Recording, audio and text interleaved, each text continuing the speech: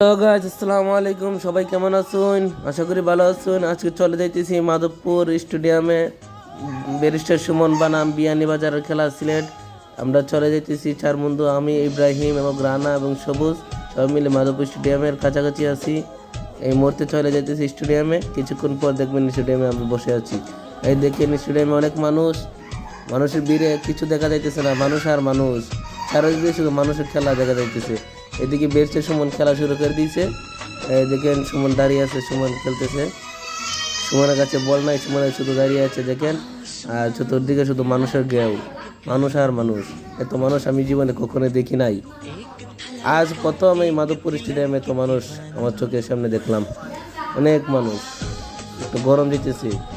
এই দেখেন স্টেডিয়ামে বসে দাঁড়িয়ে আছি, বসার কোনো জায়গা নাই, দাঁড়িয়েছে মানুষ অনেক। ওই যে দেখেন চারিদিকে মানুষ, উপরে মানুষ, দিকে তারাত মানুষ।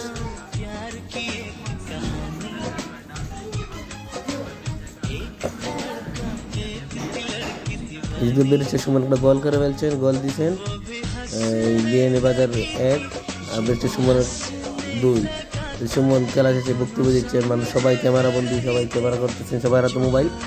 দেখেন পুরা মাঠ মানুষ। एक लड़का एक लड़की दीवानी